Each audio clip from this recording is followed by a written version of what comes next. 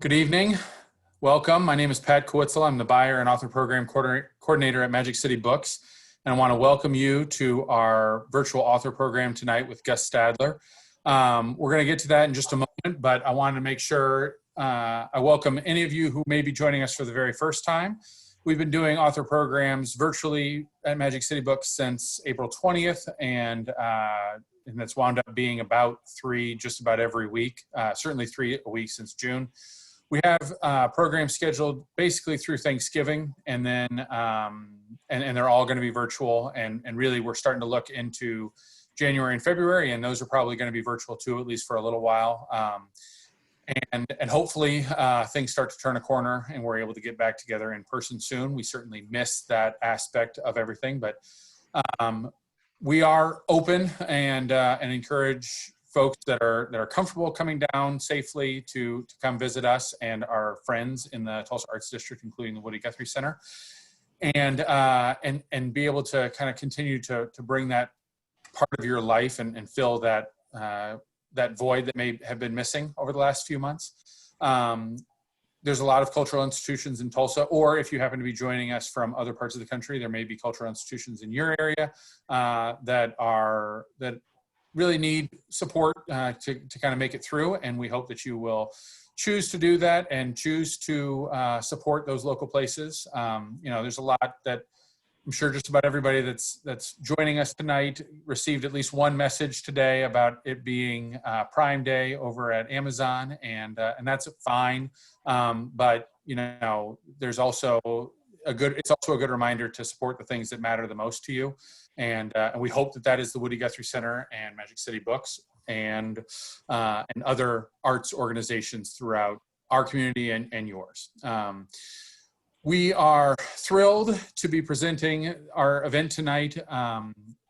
This is exactly the kind of event that we look at on our calendar and wish that we were able to be together in person, and have that audience all there together. But we're going to imagine that, just imagine that someone is sitting right at your elbow on your right side and somebody's sitting at your elbow on your left side, and we're getting ready to learn more and discover some new insights into the life of one of Oklahoma's finest representatives, Woody Guthrie. We are really, really excited tonight to have the partnership of the Woody Guthrie Center. Deana McCloud is the executive director of the Woody Guthrie Center and has been since it opened.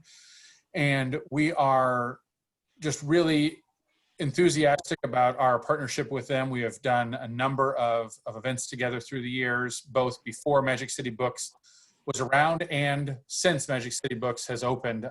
We've had a number of author programs over there at the Woody Guthrie Center, and it continues to be one of our favorite organizations to partner with here in the community. She's going to be moderating the conversation tonight. If you have any questions for Gus or for Deana about the Woody Guthrie Center, please post those in the Q&A section on Zoom. If you're joining us on Facebook, please post those in the comment section, and I'll get those transferred over to Deana.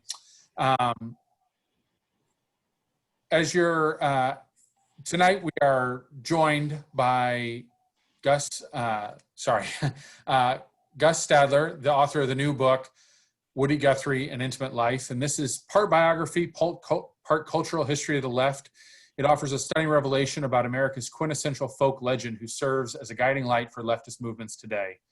And using intimacy as one weapon, Guthrie believed that we could fight fascism's seductive call.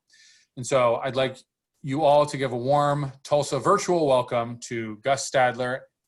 Thank you very much for joining us tonight, Gus. Thanks so much, Pat. I'm so happy to be here, even though I would be so much happier to actually be there. But I have to say that in the 7 years I was working on this book, that being in Tulsa, learning about Tulsa, meeting Deana and other people at the Guthrie Center was just such a huge added bonus, or just a huge part of the experience. And it's just been wonderful to make your city like part of my life. So doing this event means a great deal to me. Now, Gus, I'm going to just interrupt you and just, ask, when you're going to be ready to start on the next book so that you can come back. I'm working on it. I'm working on the Phil Oakes book. I don't know. We'll see. Lovely. I don't know much about Phil Oakes, but we'll figure it out. You'll learn. You'll learn. Yeah. So I was going to start with reading an excerpt from the book, and just to give you a little flavor of it. And it's starting at this moment in Woody's life when he's just moved to New York City, and he's sort of been through the boxcar and working with migrant laborers period of his life in California. He's decided to settle in New York City, and he meets a Martha Graham dancer who's helping him take on a role in a dance production, a performance, and they fall in love almost instantly. This is 1942, spring of 1942, and her name is Marjorie Mazia. She becomes his second wife and companion through actually, even though they don't stay married, she stays by his side basically as a support, as a companion for the rest of his life. So I'm gonna start there with a sort of a framing section and then a little bit about their relationship. So since the 1960s, many people associate the left with permissive views about personal behavior and sex and self-expression, the letting it all hang out ethos of the hippie generation. For the radical left of Woody Guthrie's time, at least publicly, such matters held less importance. Particularly in a time of stricter gender roles, such personal concerns didn't signify as politically significant. The public sphere, the male-dominated worlds of politics, law, and finance were the real realm of focus, the arenas in which oppressive class relations and racial injustice were maintained. Most leftists in the socialist or communist tradition believed that love and domesticity were false idols. The capitalist bourgeoisie idealized them in order to sap the time and energy of people who might otherwise devote themselves to challenging the dominant economic structure and overturning the ruling class. The significance of individual emotional experiences needed to be sacrificed to the commitment to a larger cause. Moreover, they were considered feminine concerns that ran counter to the masculine struggle for revolution. Guthrie's letters to Marjorie Mazia during the war years, however, show a committed leftist thinking along very different lines. They're the record of two people, one in particular, striving to make an intimate relationship between lovers historically and politically consequential.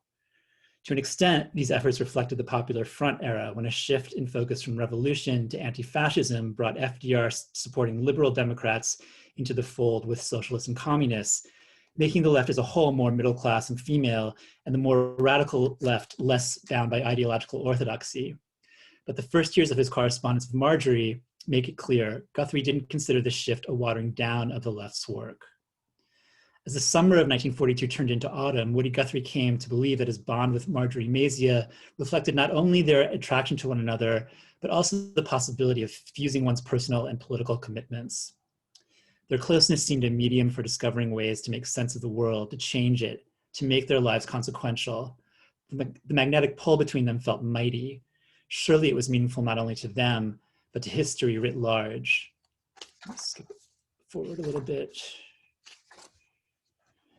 In early December of 1942, 9 months after their first meeting, I forgot to mention a little important fact, which is that actually both of them were married at this time. Woody was actually estranged from his wife, and it was clear that their marriage was over. Not so with Marjorie. She was basically living as though she was still married and living with her husband, although she was commuting between Philadelphia and New York, and et cetera, et cetera. So in early December of 1942, 9 months after their first meeting, and after several months of angry back and forth about Marjorie's husband, liberally interspersed with sojourns in the blissful space of their new relationship, Marjorie wrote Woody describing herself as at the low point right now and complaining that I really feel like a tortured person. His response illuminates how their correspondence afforded him an opportunity to think through the relationship between their closeness and politics on a global scale. He opens by assuring her, "I'm sorry you're crying, Mama, and I wish I could hold you until the tears all run out."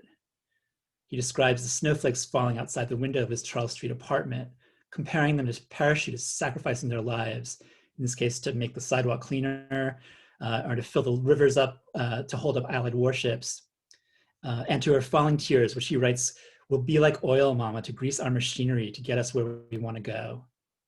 He then describes his view of the war's purpose, and this is a slightly longer passage. "We're fighting this war to end slavery, thievery, and loneliness. And it's kind of like a big school where you go to learn sometimes about these three things and to feel them inside you, taste them in your mouth, and see how useless and bad they are. Whip them personally. And then when you get to where you can lick them every time you meet up with them, you soon get to be a soldier, showing other people how to see them, know them, and destroy them too." The message to his beloved is, your sadness allows you to feel what life under fascism, with its embrace of slavery and thievery, is like at the most visceral, sensual level, with phrases like feel them inside you, taste them in your mouth. Think of your loneliness as a kind of knowledge taught through mood and the senses. Knowing it will help you fight it. Her personal fight against it, indeed, everyone's struggle with bad feelings, qualified as its own front in the war. If there's a single argument of sorts running through the letter and others from this early period in their relationship, it's this: the vulnerability to hurt and shame that intimacy produces and solves is not simply analogous to vulnerability to political power. It is the same vulnerability.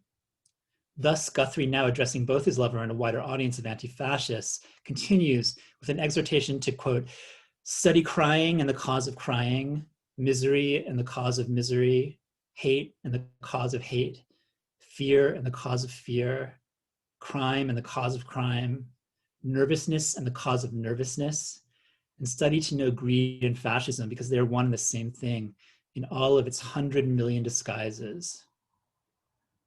Some people betraying such qualities have been seduced by fascism's ability to sound soft and sweet and tender, sentimental and moody, loving and kind. But in truth, fascism would like for you to think that all of the world's troubles are your own personal fault. Fascism would like for you to weep and hang your head and get so mixed up in your thinking that you'd walk into one of its own churches looking for some kind of a personal salvation." Indeed, Woody and Marjorie discuss fascism not as a set of principles governing a state, but as an emotional state, or more nearly an emotional imbalance. The fascist creed wasn't present only in nations led by avowedly fascist governments, Germany, Italy, Spain, and Japan. It was a mood and a way of acting that existed in greater and smaller pockets everywhere, manifest in dispiriting behavior that just about everyone encountered virtually every day: carelessness, bullying, the denigration of self and others. Fascism worked by exploiting vulnerability, and virtually anyone could fall victim to it. And I'm going to stop there. Thank you, Gus. And I've got to say, of course, I've read a lot of Woody Guthrie literature, and this is really one of the, probably the bravest, most direct books that I've read, that kind of takes Woody out of the Dust Bowl and off of a pedestal and sees him as a person. And the way that you addressed it, his intimate life with thoughtfulness and in such a straightforward way is really impressive. What I'm curious about is why you were drawn to that aspect of Woody's personality and his work. I mean, I think I had a kind of advantage coming into this project of not knowing that much. I mean, I knew the basic outlines of his story, and I knew him as somebody who was admirable to me and to my parents, and even not really knowing his music that well. So I came in with a different mindset, or maybe a more open mindset. And I also kind of came in at a really strange angle, because I'm an academic scholar, and one of my fields of expertise is the history of sexuality and theories of sexuality. And I had picked up Joe Klein's Woody biography just to read, for fun for some reason. And I came across this strange incident that took place in 1949 when he was arrested on obscenity charges for sending basically erotic letters unsolicited through the mail to a woman in California. What caught my eye about that was that he had been committed to a treatment center for sexual deviance that was run by Quakers, or that had been founded by Quakers. I teach at a Quaker college. So I'm always kind of like, have my eye out for the strange aspects of Quakerness. So I just got kind of curious about that. I read a little bit more about it, and then I ended up going to the Guthrie Archive, which at that time was in its last year in Mount Kisco, New York, before going up to Tulsa. And as soon as I got there, I mean, even I asked for materials having to do with this, but you know, it was sort of like you see one piece of material in that archive and you just want to see more. And I was just blown away by the diversity of material. You know, so, you know, beyond songs, there are poems, there's lots of different kinds of prose, memoir, fiction. There are plays, just journal writing, so much beautiful visual art. You know, sometimes the visual art is on top of the writing or around it. And it was just stunning to see. And also the content of that material, of the writing, had so much more to do with these, well, these broader set of issues, but also like kind of more micro set of issues about, you know, being in love or feeling sexual desire, or these kind of everyday things, child rearing, you know, bringing up a kid, this really sense of the quotidian of his life, but really beautifully rendered. So I was, I guess, prepared to see a different person there that actually really is there. And I you know, I think the first day I got there, I was like, okay, I'm going to write an article about Woody Guthrie.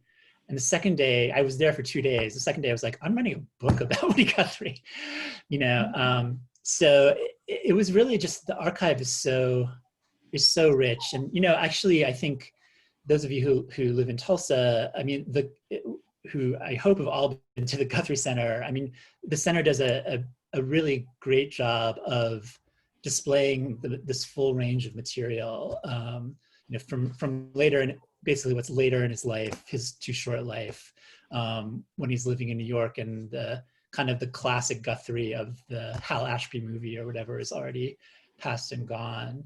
I was also really, when I first came to Tulsa, really impressed to see how much work they were doing, you guys were doing with the material from this later period as well.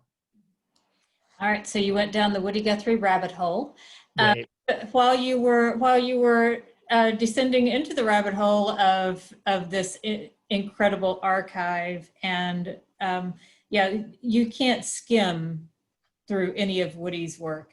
It's so dense and so deep that you have to hang on every word. But as you were doing that, were there any was there a piece that was absolutely stunning, surprising, unexpected that you came across that just kind of made you go, ooh, you know? Yeah. Yeah, I mean, in some ways, everything, or, you know, a huge amount of things, just for the reasons I've just described. Mm-hmm. There is this one passage in one of his journals, I think from 1947, which is in the middle of a letter that he's writing to a woman. Again, it's sort of an erotic letter. He didn't send this one, luckily, but where I guess I don't have it handy. You don't have it handy, do you? Where you do? No. Yeah. Anyway, he goes through this litany of kind of,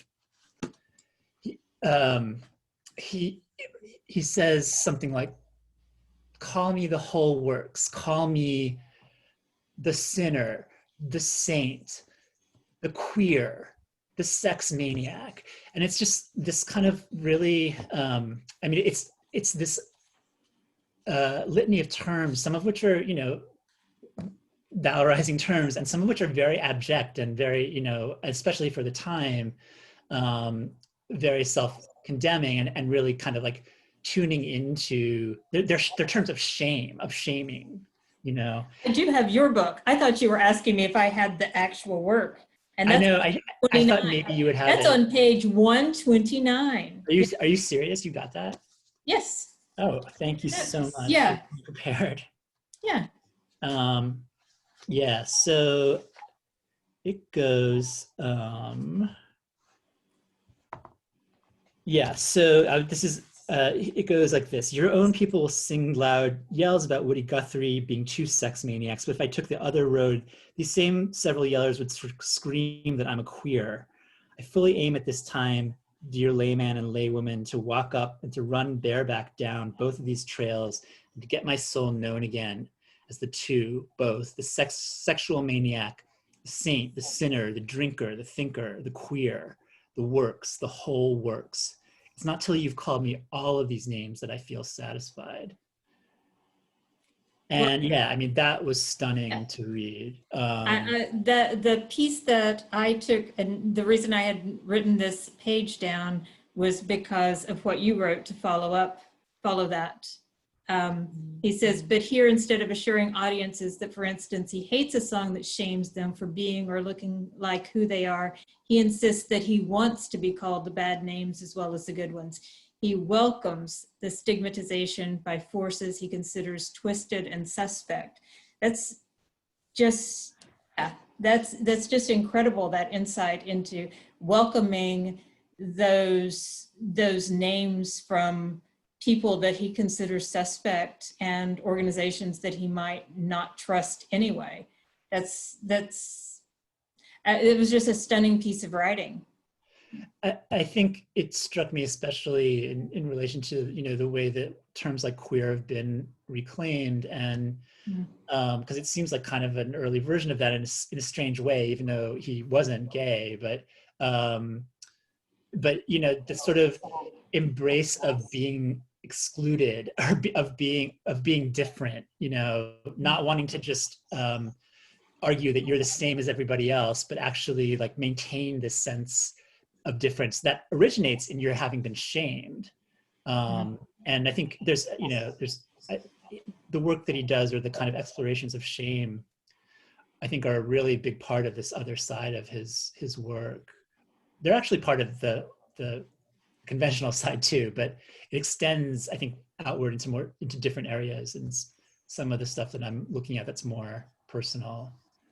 So that was a big moment, and that really made me feel like there's something really compelling and really that kind of speaks to the moment, or a more recent moment, about the left and certain versions of like minority identity politics and that sort of thing. Yeah, and I love that you created the perfect segue for this question. So thank you. Nicely done, Gus. So that thread of connectivity of the concept of shame is woven throughout your book, both the absence of shame and the presence of shame. You know, the absence whenever it comes to sexuality, and then the shame that he might have felt when he was a child, seeing his mother as she suffered with Huntington's. Can you explain those differences in Woody's perception and that presence and absence of shame, and how it was seen as a political problem to him? Yeah.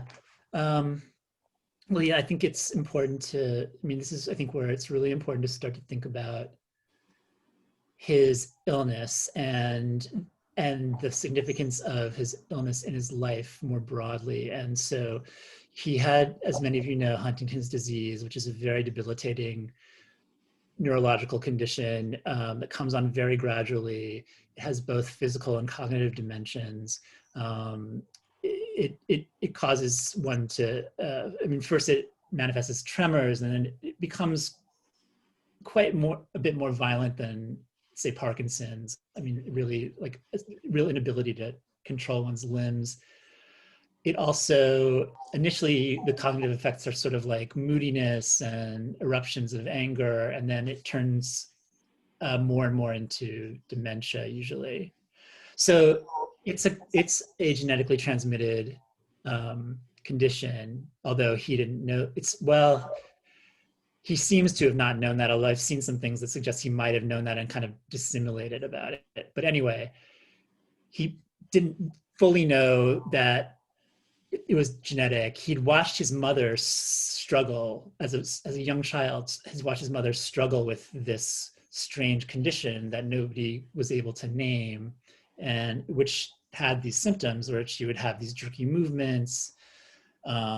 She would have outbursts of anger and do really strange things like put the baby in the oven, and just kind of crazy things. And then this actually escalated into these incredibly traumatic events, in which some of the details aren't clear, mainly because they're so traumatic, and Woody told the stories differently. Like over the years, he would tell them very differently, but essentially because of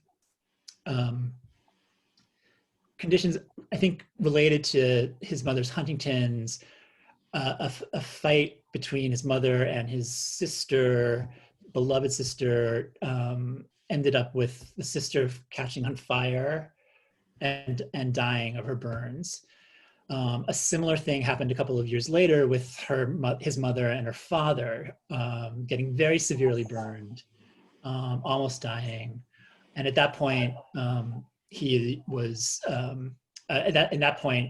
was taken away to what would have been called an insane asylum at the time, for the rest of her life.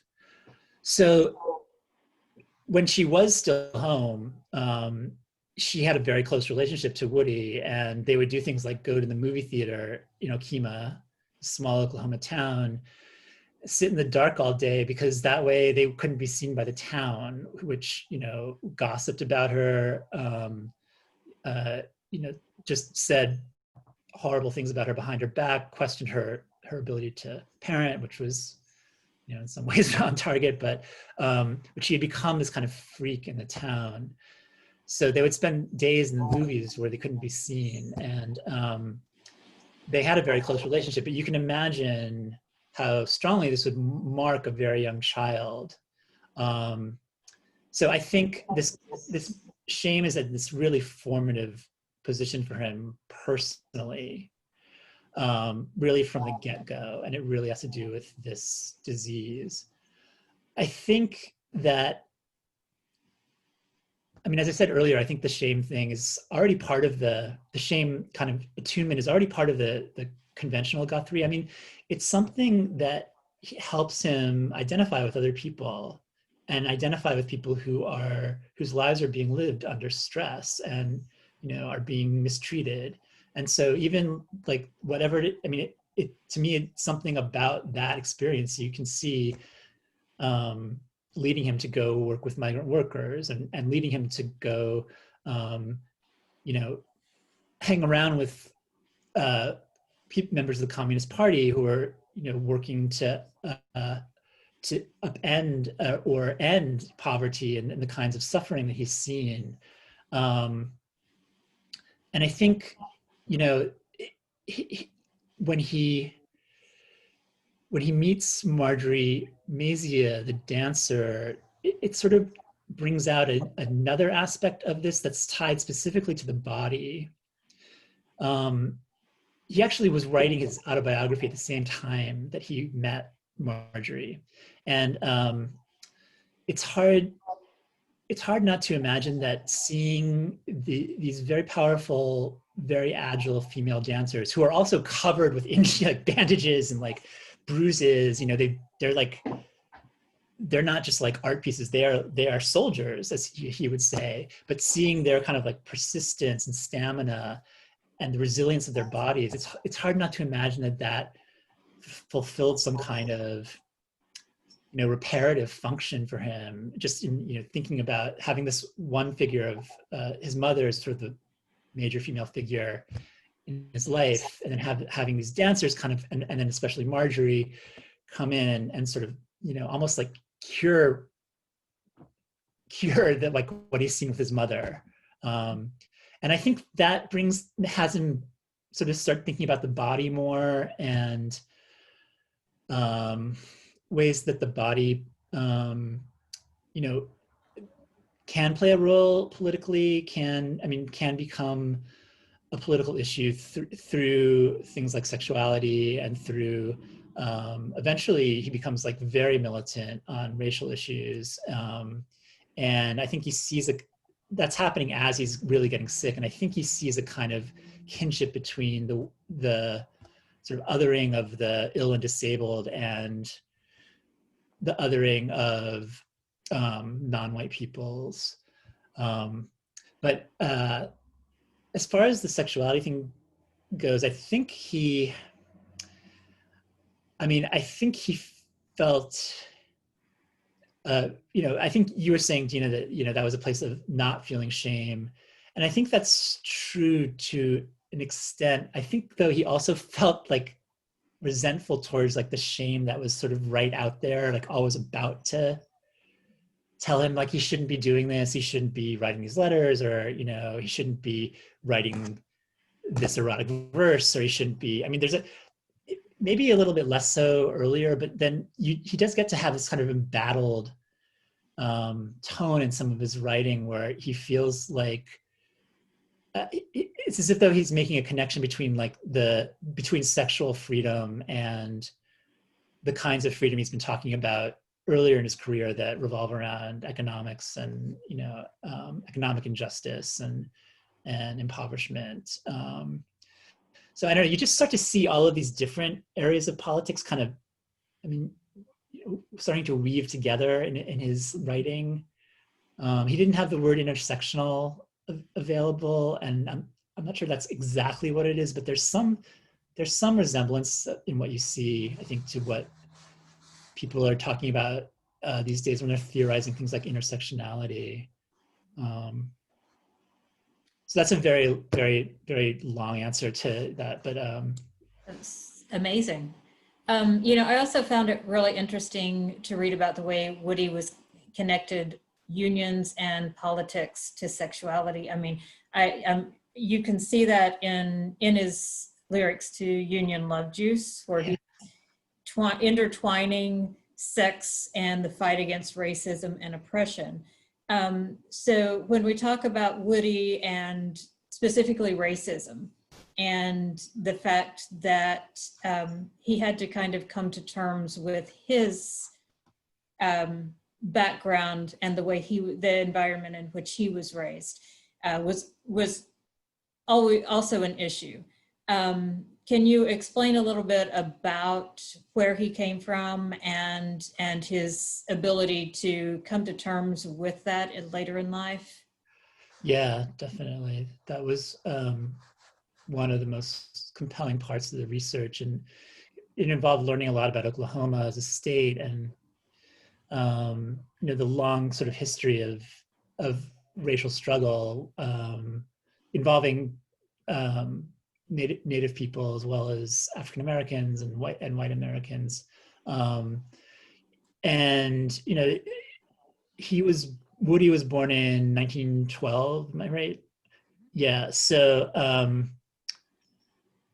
that's only. I'm losing my memory for like dates and names, so it's not long after statehood. It's very, very soon after statehood, and as you know, the states being formed, there's a lot of it's still the sense of the Civil War and Reconstruction having just collapsed is really strong, and there are people who want to make Oklahoma basically like another Southern Dixie state.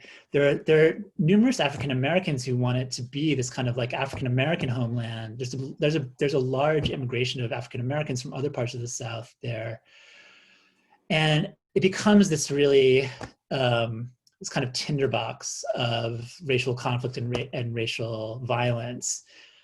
And so Guthrie's father, Charlie, was basically a white supremacist.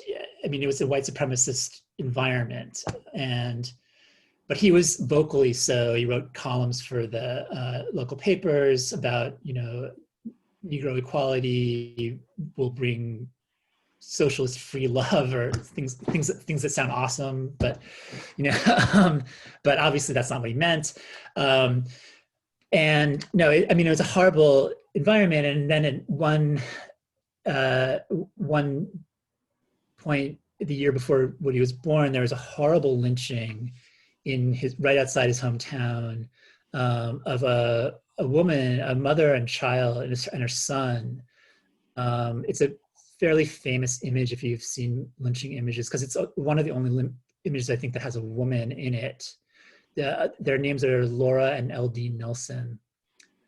And they're hanging from a bridge right outside Okima, and a large chunk of the town is standing on the bridge in their like finery. And it's a perfectly framed photograph made by the town photographer. The civic seal of approval is on this photograph. It's not just like some photograph taken out of the woods at night or something. It's a really stunning and horrifying image. But it's unclear. It seems like there's a strong chance that Charlie, Woody's father, was involved in lynching. There's no like hard evidence. His brothers claims that he was part of it. If he was or he wasn't, he was part of the atmosphere that gave rise to that lynching. So that's another kind of trauma. I mean, Woody was born the next year, and then named after Woodrow Wilson, who was the first segregation, the first Southern president after the Civil War. But yeah, I mean, he comes from this environment that's very extremely racist. That's just the status quo. And he even, I mean, if you look at some of his earliest art, there's some racial caricatures in it. And he sang some songs that were kind of minstrel songs using the N-word and that sort of thing. Once he starts to get involved with the Communist Party, when he's living in Los Angeles, he starts to smarten up. There's actually a lot of really strong anti-racist work going on among communists, and it's sort of buried in our histories. It's been buried because of our inability to deal with communism, essentially, as anything but a demon here. But there are really active fights going on, many of them led by Black communists against not just segregation of like public facilities, but also economic injustice and also police violence. It's a huge issue.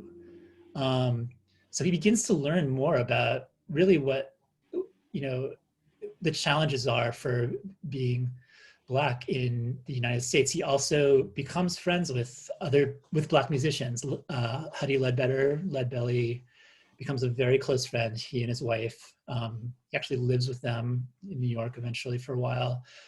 Sonny Terry and Brownie McGee, these two excellent harmonica player and guitar player who play on all kinds of sessions during this period in the 40s, and including many of Woody's sessions. He learns what they go through, when they're touring and performing in different places, including in the South.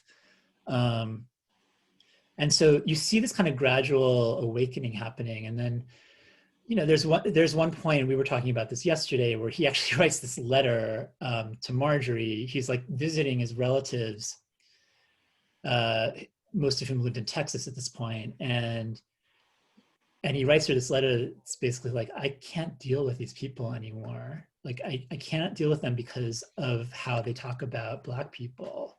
And he says, like, they use the N-word. They say that Black people are biologically inferior, or that God condemned them to be inferior. He's like, and I realize how far I've come from here. He literally says, I realize how far I've come. Like, and so he has this recognition of like both alienation and liberation. It's both troubling and empowering in a way. But you see how he's on this path that kind of continues even into the early years, when he's starting to feel symptoms of Huntington's, and he befriends this guy named Stetson Kennedy, who's a really militant white anti-racist in Florida, who like went undercover in the Klan and wrote a book about it. And he learns a lot from Stetson Kennedy too.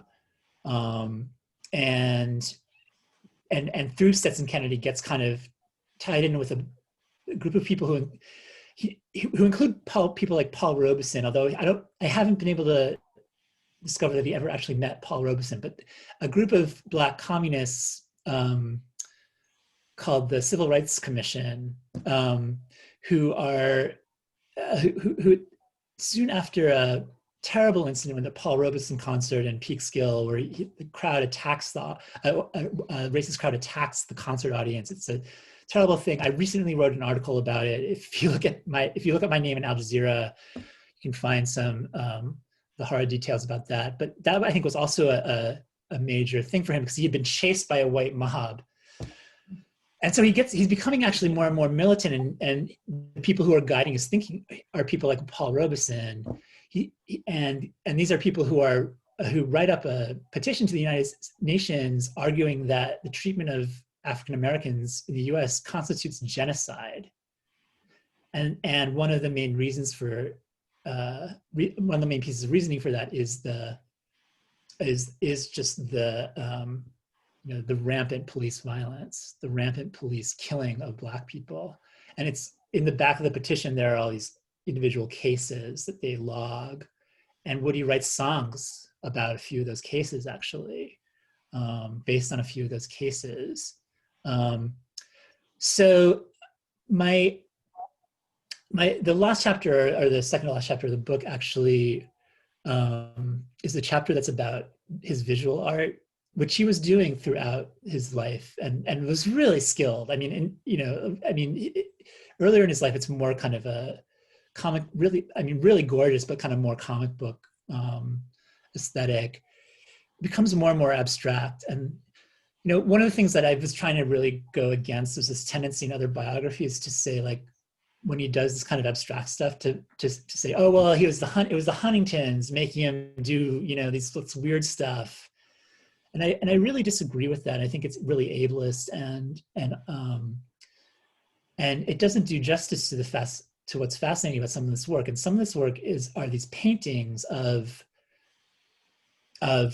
people being lynched. In some cases, they're having sex while they're being lynched, while they're being hanged, or they're having sex while they're about to be attacked by a policeman. It's the race of some of the figures it's very hard to tell, identify with a specific race, but it seems to be clearly, like, well, certainly addressing racial violence, and possibly some kind of echoing of that initial trauma around the lynching of Laura Nelson, which, we know he had been thinking about. He had tried to write songs about it. He'd written sort of a general song about lynching called Hang Not Slip Not. He tried to write a song more directly about the Nelson lynching. He did actually write it. I don't think he recorded it. And it kind of fudged with the details a little bit.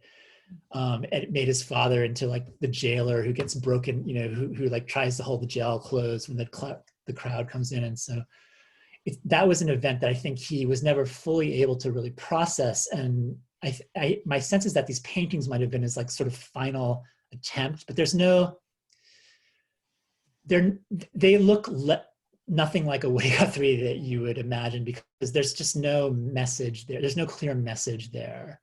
There's no, like, it's not, like, you couldn't call it anti-racist art even. It's just somebody trying to work something out that they don't understand. And in that, it's extremely compelling. But yeah, I think by the time, the early 50s, when he was sort of the last years before he was really sick, and he had become quite militant, and he wrote a song based on the genocide petition called Genocide. He wrote a kind of treatise against the idea of passive resistance, like addressed to Gandhi, and taking up the colonial context. But, like, again, he was not. What was happening to him was like a kind of different strain of thought than what was happening, which was also so important and so brave in, like, Birmingham, in the churches, and in the Black churches in the South.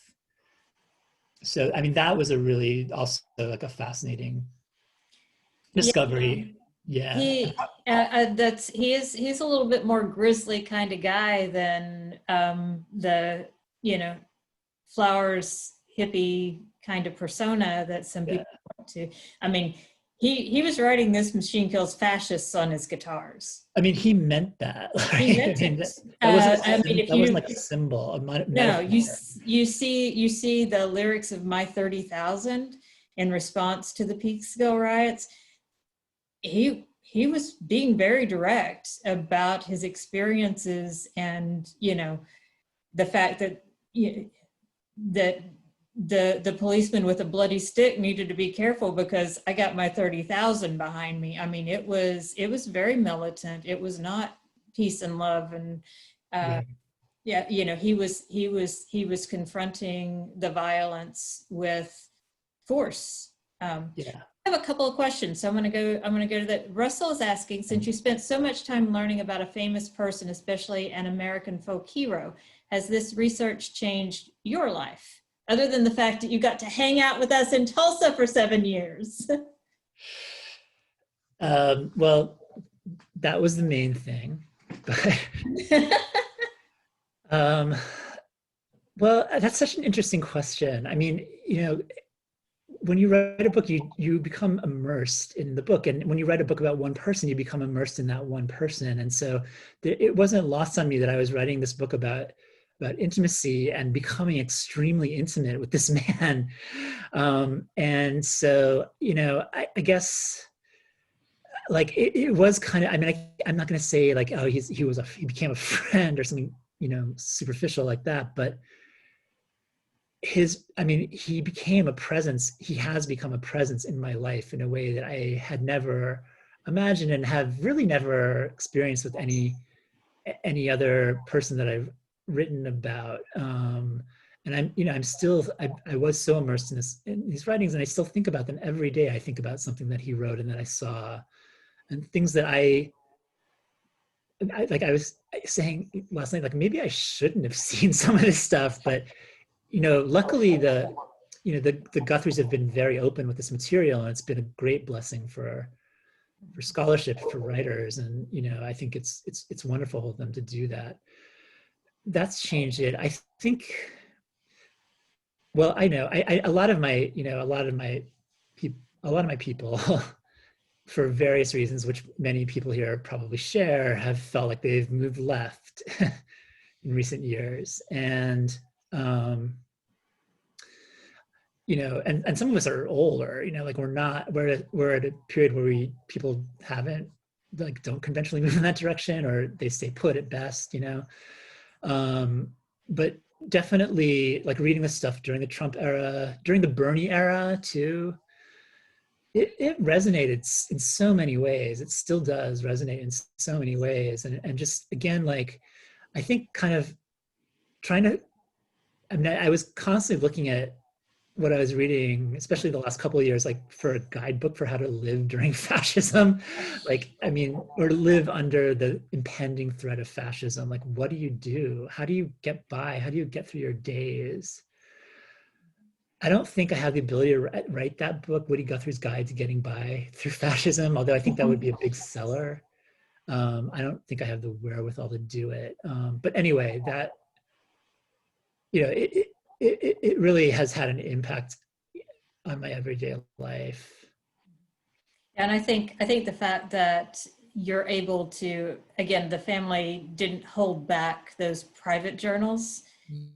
The fact that researchers and me as the curator of the museum, we have access to those personal journals gives us so much more insight to him as a real person who, you know, he was very much an empath. And I think the fact that he was so empathetic and could insert himself in someone else's narrative encourages us to be able to insert ourselves into his narrative. It's kind of like a mirror. I mean, to me, I think that, to me, that's what works as far as getting to really know this character, person because we've got his personal thoughts, even though he probably didn't have any idea we would be reading them and writing books, but whatever. Somebody did. I mean, somebody was keeping this stuff. Somebody was preserving this stuff. But yeah, no, I mean, I think you put it so well, just how much different it is to look at this material, and even in the museum, and than it is to like look at a statue, you know, of someone. It's just, you can see yourself there. You can put yourself there. Again, like you said, the Guthries have allowed us to see the good and the not as good, you know, the foibles, I guess, and that increases that sense of empathy that you're able to establish with him. Our friend Mark, who also has just looked at everything in the archive, has a question. Gus, can you talk about the whole Southern woman, the WOMBMAN aspect of his writing and how it relates to his conceptions of both body and race? So Woody would often do these strange spellings of words and playful spellings. One of the ones that he would use later in life when he was writing and painting a lot about whiteness and southernness, and there's a whole book about this topic that has some of those lynching paintings, but he would repeatedly write the phrase Southern womanhood with, like, you know, a B inserted into the word. And I mean, you know, certainly the whole question of Southern womanhood is, as most people know, is like at the center of dynamics of racial lynching. You know, the use of the Southern woman, you know, needing to be protected as a rationalization for the lynching of Black men. And you know, so I think he's obviously bringing out that that trope. The question of why it's womb, I mean, I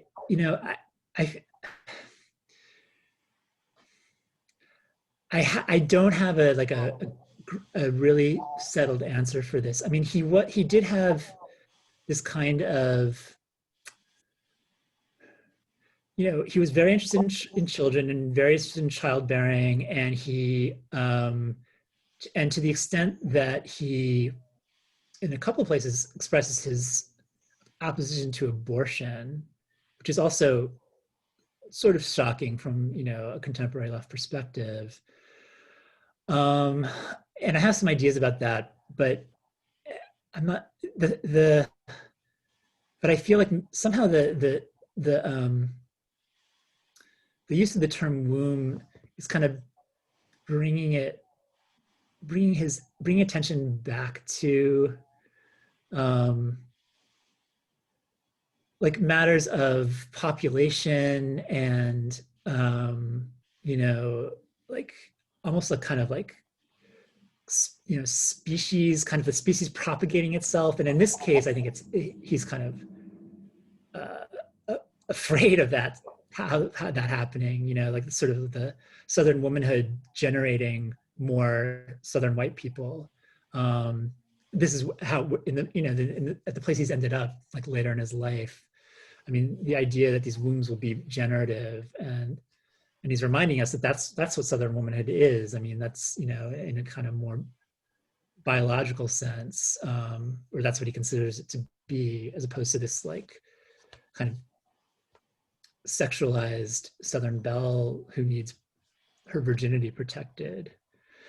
I think there, you know, things like that are in there. I would, you know, if you were here, I would say, what do you think, Mark? And I would really want to know the answer, and I will ask you the next time we talk. But that's I think those are the issues that I see in play there. One of the other things that was just pretty stunning about your research, about the book, was, again, Woody later in his life, when he was hospitalized, and the doctors and the FBI. Can you share a little? Yeah, could you share a little bit about that? That's just amazing. Yeah, I mean, a few weeks ago, somebody, I should actually make somebody at my publisher said, so what was the thing that shocked you the most? You know, the same question that Dean asked earlier. And for some reason at that point, I think maybe just because I'd been finishing copy editing a chapter that all takes place in his first long stay in the hospital in Brooklyn, I said, I was shocked that his doctors were informing on him to the FBI. And I think that's probably naive of me. But I mean, these are psychiatrists, you know, who are soliciting these stories, these narratives, these ideas from him. And I mean, he was actually known for dissimulating a lot and like telling like long rambling stories. And yeah, I mean, there are notes from his time in that treatment center where the doctor says like he just talks on and on. I don't know, like I can't get him to stop talking. So I'm not really sure. And some of it was probably true. Some of it's probably true, and some of it's probably resistance. Probably some of it's probably him suspecting that they could be asking him to like bring up names of people who were in the party, or that especially because this, obviously at this post-war stage, that Red Scare hysteria is coming on strong. But just the idea of, he was actually during this hospital stay, this first hospital stay in Brooklyn, like he was really grateful and very open to what was happening, like the treatment and the nurses. He has a whole book about nurses and doctors and like sort of like wonderful things they do. And then to hear like through reading his FBI report that some of these reports are coming through the doctors was just infuriating. It's a profession it doesn't have a clean history, as as I was saying yesterday. Like there are shrinks in Guantanamo Bay, right? I mean, there are shrinks who are trying to figure out the best ways to torture people. So, but for some reason this is such a vulnerable person. This person is such a vulnerable state, being the object of a kind of state violence. It was really surprising and gross and infuriating. Yeah. Oh, and we're getting a reminder to be sure and pick up your copy of the book at Magic City Books. Of course, we want to support Magic City. We do have a question from Robin Wheeler. We all know Robin. Can you talk a bit about the experience of researching in the archives? And I know you kind of addressed that, just the depth of the collection itself, but it was an amazing experience. And I think, again, part of that has to do with the environment of openness. I think that Nora Guthrie, Woody's daughter, who ran it for years and years, and now her daughter, Anna Canoni, they really respect scholars, educators. They want an honest portrayal of their father and grandfather, to be the one that goes down in history.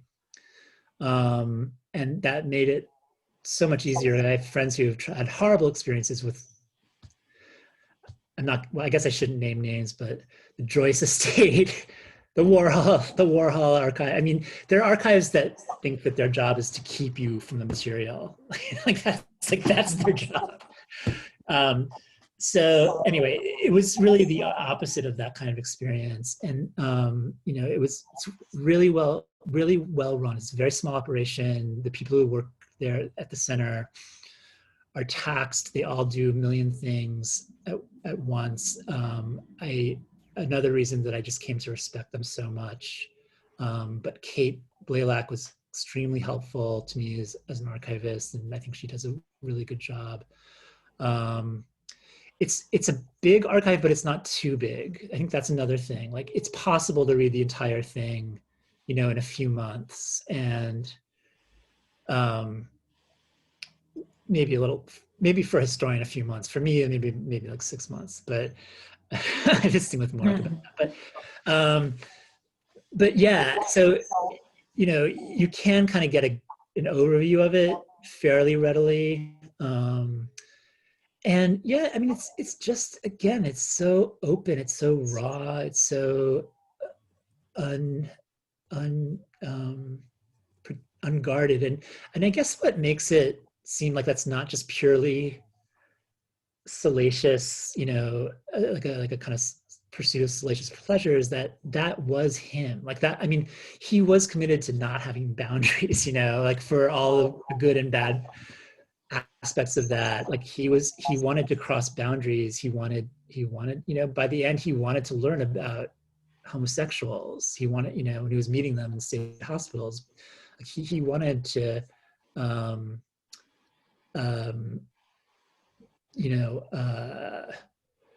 like take his understanding of class politics into race politics. He wanted to think about his disability through the lens of race. I mean, all of these things, like he just was a boundary dissolver. And I think, and then it also plays out as like, I will write my sexual fantasies here freely.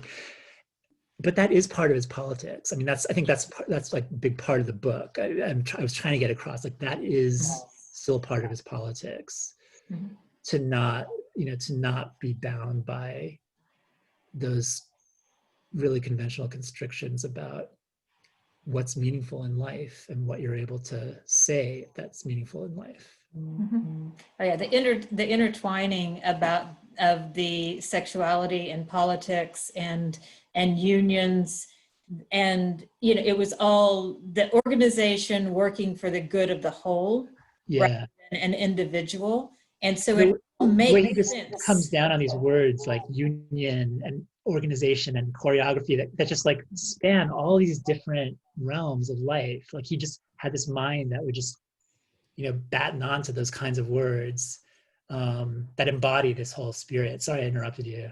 No, it's fine. Yeah. No, we were talking the same thing. We were saying the same. It's amazing. Yeah. Leslie has a question, and if you can't answer it, I think I can. She says, as you spent time in the New York years looking at the material, did you find more material about his interactions with Fred Trump than we might be aware of? No, well, Will Kaufman is the one who found most of that. I found a little bit of it. I'm not to toot my own horn, I did find a little piece that he did not find, in which Woody calls the apartment complex Beach Haven the Jim Crow town, which was a great phrase.